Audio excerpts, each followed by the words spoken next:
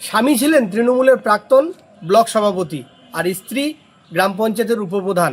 আর এই সুযোগকেই কাজে লাগিয়ে সাধারণ মানুষের জন্য আসা আবাস যোজনার যে টাকা, সেই টাকার থেকে দেদার কাটমানি তুলেছিলেন তৃণমূল কংগ্রেসের দিনাটা 1 নং ব্লকের প্রাক্তন ব্লক সভাপতি সুধাংশু চন্দ্র রায় এবং তার স্ত্রী অর্থাৎ গোসানিবাড়ি 2 নং গ্রাম পঞ্চায়েতের উপপ্রধান জ্যোতিকা রায়।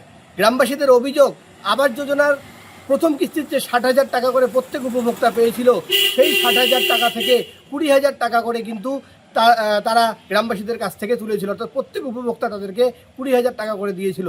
অথচ রাজ্যের ক্ষমতা পরিবর্তনের পরেই 4 তারিখ থেকেই এই দম্পতি একেবারেই কিন্তু এলাকা ছাড়া।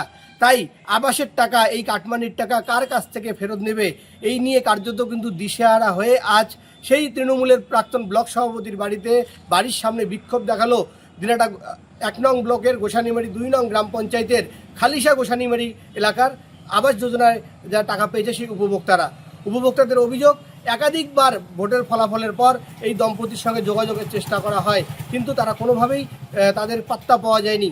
তাই এক প্রকার বাধ্য হয়ে তারা কিন্তু আজকে এই বিক্ষোভ দেখিয়েছে। এক প্রকারে এক সময় কিন্তু এই বিক্ষোভ একেবারে সাধারণ মানুষের এই বিক্ষোভ পরিস্থিতির বাইরে চলে গিয়েছিল এবং পরবর্তীতে যদিও কিন্তু দিনাটা থানার অন্তর্গত গোসানিমারির ফাঁড়ির পুলিশ এসে কিন্তু পরিস্থিতি নিয়ন্ত্রণে আসে, তবে একেবারেই সাধারণ মানুষ এই দম্পতির বাড়িতে দেখা না পেয়ে বিক্ষোভ শেষে বাড়ি ফিরে আসার সময় এই তৃণমূলের ব্লক সভাপতির বাড়িতে কিন্তু তালা ঝুলিয়ে দেয়। আর এই ঘটনাকে কেন্দ্র করে কার্যত কিন্তু চাঞ্চল্য ছড়িয়েছে জেলার রাজনৈতিক মহলে। অপরদিকে এই যে পলাতক দম্পতি রয়েছে, অর্থাৎ প্রাক্তন ব্লক সভাপতি সুধাংশু চন্দ্র রায় এবং তার স্ত্রী অর্থাৎ গ্রাম পঞ্চায়েতের উপপ্রধান জ্যোতিকা রায়, উভয়ের সঙ্গে কিন্তু এই বিষয়ে একাধিকবার ফোনে যোগাযোগ করার চেষ্টা করা হলেও তাদের একেবারেই 2টি নাম্বারই কিন্তু বারবার বলছিল, অর্থাৎ তাদের সঙ্গে কিন্তু কোনো রকম যোগাযোগ করা যায়নি।